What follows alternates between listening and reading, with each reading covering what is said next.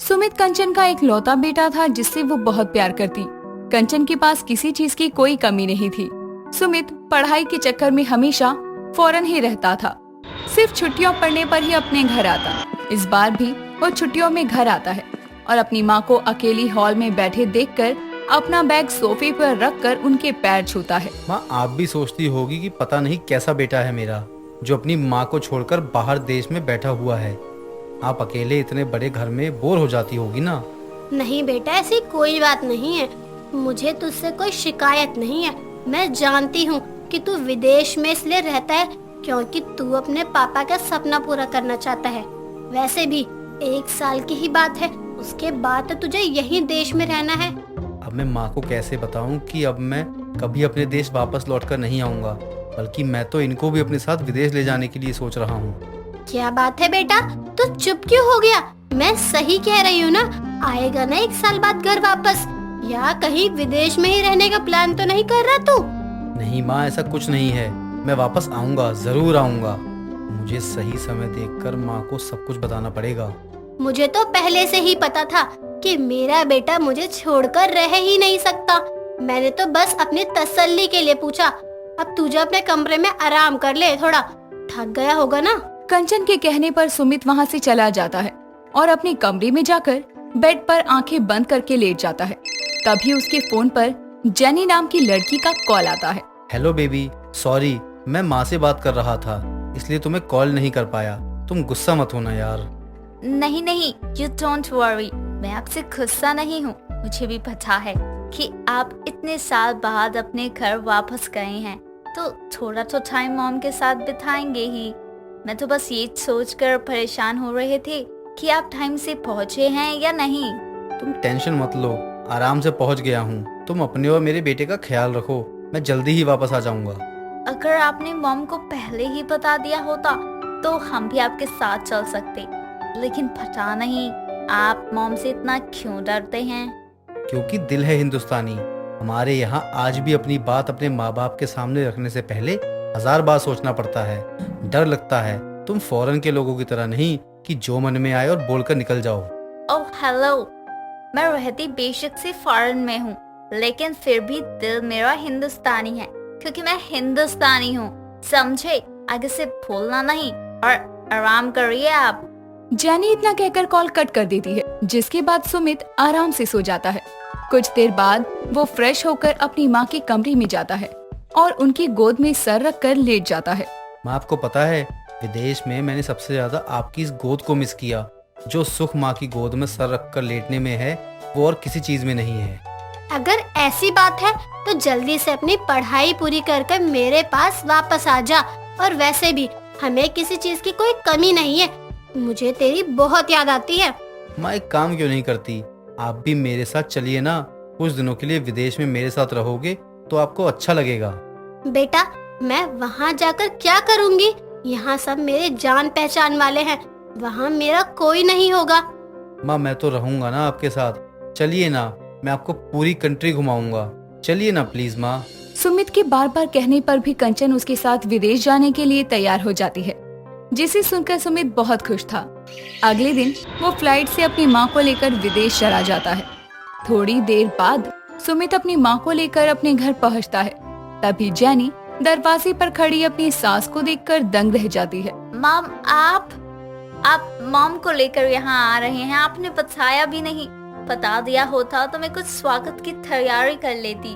बेटा, ये कौन है और ये तेरे घर में क्या कर रही है? ये मुझे मॉम क्यों बोल रही है? क्योंकि मॉम, मैं आपकी। तुम रहने दो, मैं बताता हूँ। माँ, ये मेरी दोस्त की बीवी है। अभी वो काम से कहीं बाहर गया है, तो उसने अपनी बीवी और बच्चे को मेरे घर छोड़ दिया है। आप तो जानते हैं फॉरेन कंट्री है। जी मॉम, सॉरी आंटी जी, आप अंदर चलिए, आराम से बैठकर बात करते हैं। जेनी इतना कहकर कंचन को लेकर घर के अंदर चली जाती है और रसोई में जाकर उनके लिए चाय नाश्ता बना कर लेकर आती है।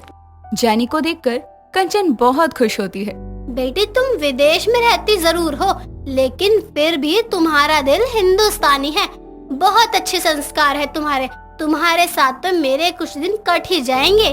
क्यों माँ जी, आप हमेशा के लिए यहाँ नहीं रहेंगी क्या? नहीं बेटी, मैं यहाँ सिर्फ अपने बेटे की जिद की वजह से आई हूँ, वरना मैं एक हिंदुस्तानी होकर विदेश में क्यों रहूँ? रहना है तो अपने ही देश में रहूँ।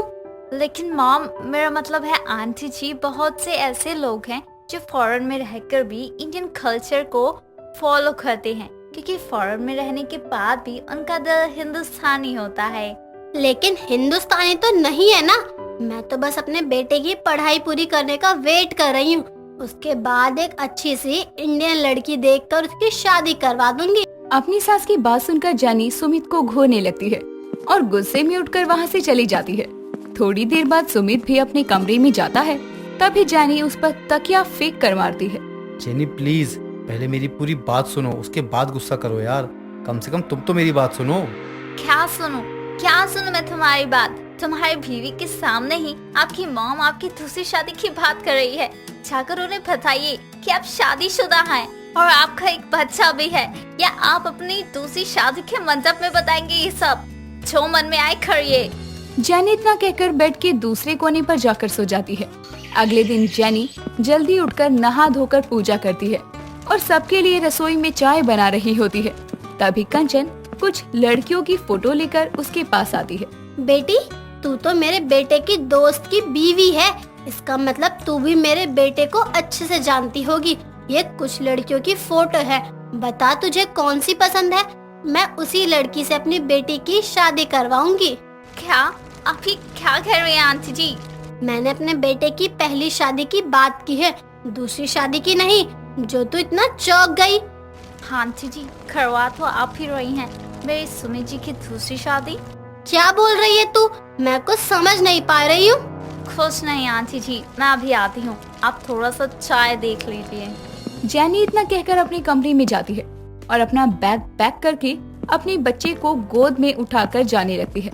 तभी सुमित वहाँ आता है। तुम कहाँ जा रही हो मेरे बच्चे को लेकर? बताओ जल्दी।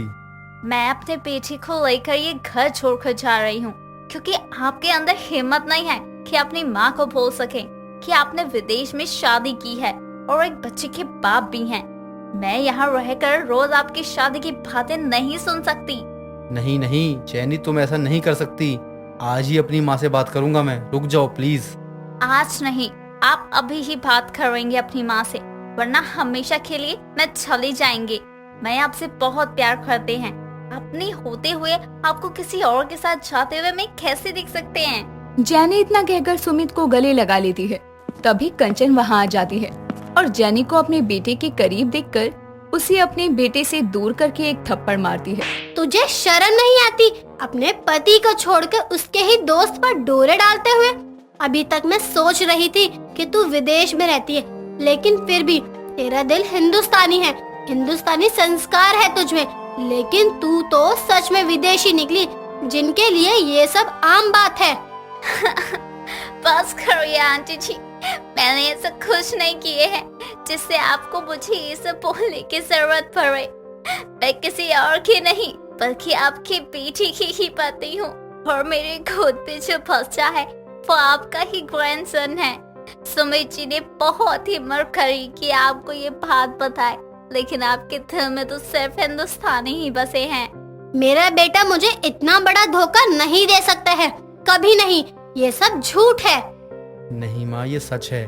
लेकिन माँ, जैनी के अंदर सभी हिंदुस्तानी गुण हैं जो अपनी बहू में होने चाहिए। प्लीज माँ, मुझे माफ कर दीजिए, क्योंकि मैं जैनी के बिना नहीं रह सकता हूँ और मैं आपको भी नहीं खोना चाहता। अपने बेटे के प्यार के आगे कंचन हार जाती है और जैनी के विदेश में रहने के बाद भी दिल से हिंदुस्तानी सभ्यता और संस्कारों को देखकर उसे अपनी बहू के रूप में स्वीकार करती है और सब खुशी से एक साथ रहने लगते हैं। सीता और गीता दोनों ही सगी और जुड़वा बहनें थीं, लेकिन फिर भी दोनों के स्वभाव में बहुत ही अंतर था। जहाँ एक तरफ सीता गुस्से वाली, मतलबी और पैसे की लालची थी, वहीं दूसरी तरफ गीता शांत, दूसरों के बारे में अपने से पहले सोचने वाली और सीधी थी। ऐसे ही समय बीतता है। तभी एक रोज सभी लोग सुबह के समय एक साथ बैठे नाश्ता कर रहे होते हैं।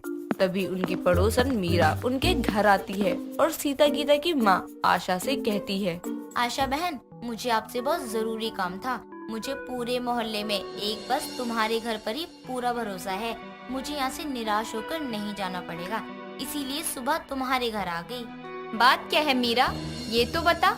अगर मेरे लायक होगी तो मैं तेरी मदद जरूर करूंगी। बोल ना, क्या बात है?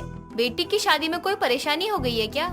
हाँ आशा, परेशानी तो है। अगर मैंने तेरी बात पहले मान ली होती तो मुझे आज इस परेशानी का सामना नहीं करना पड़ता।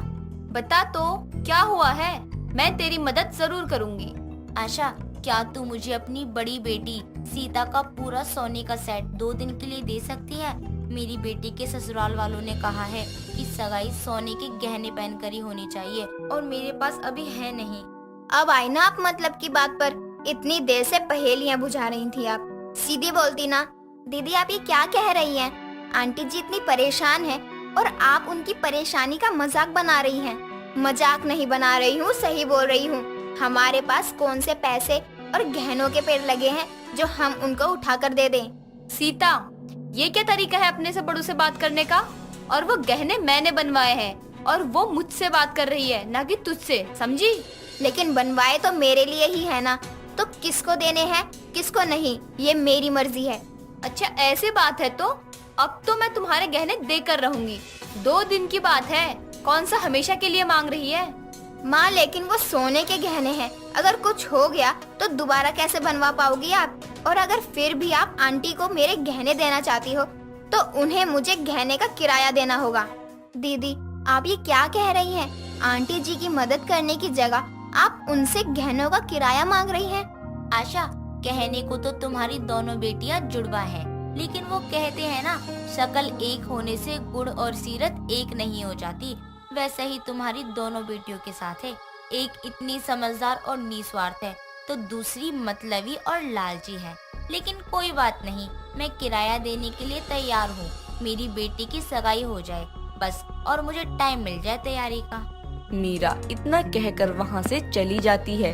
अगले दिन आशा अपनी दोनों बेटियों और गहनों को लेकर अपनी पड़ोसन मीरा के घर उसकी बेटी की सगाई फंक्शन में जाती है, जहाँ पहुंचकर एक तरफ सीता अपने फोन में लग जाती है, वहीं दूसरी तरफ गीता मेहमानों की देखभाल करने में लग जाती है। तभी वहाँ बैठी दामिनी की नजर गीता के ऊपर जाती है और वो उसे पहली नजर में ही पसंद आ जाती है। और फंक्शन खत्म होने के बाद दामिनी मीरा के पास जाती है और उसे अपने मन की बात बताते हुए गीता उसके परिवार वालों के बारे में जानने की कोशिश करती है। और अगले दिन मीरा और अपने बेटे आकाश के साथ आशा के घर पहुंचती है और कहती है, देख, ये तेरी दोनों जुड़वा बेटियों की नसीब की बात है। मेरी बेटी की सगाई में गई तो दोनों ही थी, लेकिन दामिनी जी की नजर गीता पर ही क्यों पड़ी? क्योंकि रिश्ता उसी के नसीब में था। बल्कि मैंने उन्हें तेरी दोनों जुड़वा बेटियों के बारे में बता दिया था, फिर भी उन्हें तेरी छोटी बेटी गीता ही पसंद आई। इसीलिए हाँ कर दे, तेरी बेटी खुश रहेगी, अच्छा परिवार है। अपनी पड़ोसन मीरा की बात सुनकर आशा अपनी बेटी गीता को बुलाकर सबसे मिलवा देती है और दोनों की शादी के लिए हाँ कर देती है। तभी दामिनी पंडित को फोन करके दोनों की शादी की तारीख पक्की करके गीता को अपने घर का खानदानी हार पहना देती है। कुछ समय बाद सभी लोग वहाँ से चले जाते हैं। तभी सीता वहाँ आती है और अपने घर में इतना सारा सामान और गीता के गले में भारी हार देखकर अपनी माँ आशा से कहती है, माँ आज आपकी कौन सी लोटी लग गई है जो घर में इतना सारा सामान आ गया है? और तुझे इतना भारी हार किसने दिया है? तुझे बाहर घूमने से फुर्सत मिलेगी तभी तो ये घर में क्या हो रहा है तुझे पता चलेगा ना। ऐसा भी क्या हो गया माँ जो आप आते ही सुनाने लगी मुझे? क्या मिस कर दिया मैंने? अपनी छोटी बहन का रिश्ता मिस कर दिया तूने। अगर तू होती तब देखती, तेरी बहन के लिए कितने बड़े घर से रिश्ता आया था और उन लोगों ने खुद आगे से गीता का हाथ मांगा है, वो भी बिना दहेज के। शायद लोग सही कहते हैं, जुड़वा होने से कोई किसी का नसीब नहीं ले लेता। कहा मैं तेरी शादी के लिए लड़का ढूंढ ढूंढ कर परेशान होती जा रही थी और एक तेरी छोटी बहन का नसीब है जिसे घर बैठे इतना अच्छा और इतने बड़े घर का रिश्ता मिल गया। सब किस्मत की बात है। आपने सही कहा माँ, है तो सब किस्मत की बात। और अब इसकी किस्मत और इसका ये बड़े घर का रिश्ता दोनों ही मैं चुराऊंगी। बहुत सुन ली ये नसीब की बात, अब अपना नसीब मैं खुद लिखूंगी और इतने बड़े घर में शादी तो मेरी ही होगी। आपने सही कहा माँ। सीता इतना कहकर वहाँ से चली जाती है। ऐसे ही समय बीतता है और समय के साथ सीता अपनी छोटी बहन गीता की शादी तुड़वाने में कोई कसर नहीं छोड़ती है, लेकिन हर बार वो नाकामयाब हो जाती थी।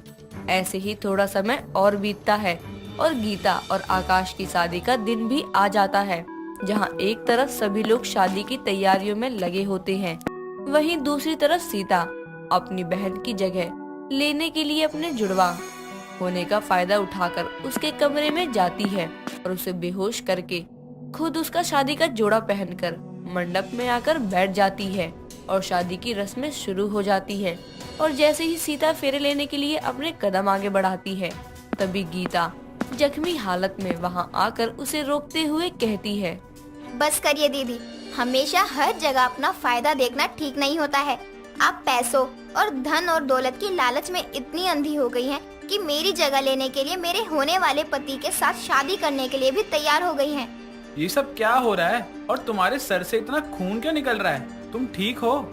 सच में मैंने आज तक तुम जैसी लालची लड़की नहीं देखी जो अपने लालच के चक्कर में अपनी छोटी बहन का घर बर्बाद करने में पीछे नहीं हट रही। शायद तुम ये भूल रही हो, सूरत एक होने से सीरत एक नहीं हो जाती। अगर ये शादी हो भी जाती तो भी मैं तुम्हें कभी नहीं अपनाता। दीदी, आपका धोखा तो भगवान को भी मंजूर नहीं हुआ, तभी मुझे समय पर होश आ गया और मैंने आकर आपको इतनी बड़ी गलती करने से रोक दिया। मैंने कोई गलती नहीं की है, मैंने वही किया है जो सही है। मुझे समझ में नहीं आता है तुझ में और मुझ में फर्क ही क्या है, जो लोग तुझे इतना पसंद करते हैं मुझे नहीं। दीदी, ये आपको खुद सोचना चाहिए कि आप में कमी क्या है। एक बार मेरी बातों को सोच कर देखिए, क्या आप सही कर रही थी? आप एक बार प्यार से बोल देती कि ये रिश्ता आपको पसंद है, मैं खुद पीछे हट जाती। अपनी बहन की बात सुनकर सीता को अपनी हरकतों और अपने स्वभाव पर बहुत शर्मिंदगी महसूस होती है, जिसके बाद वो सबसे अपनी गलती की माफी मांगती है। साथ ही ये बात भी समझ जाती है कि जुड़वा होने से किस्मत एक नहीं होती है, जिसके बाद वो खुद खुशी खुशी अपनी छोटी बहन की शादी करवाती है और इस तरह से आशा की जुड़वा बेटियों के नसीब में जो होता है वो उनको मिल जाता है।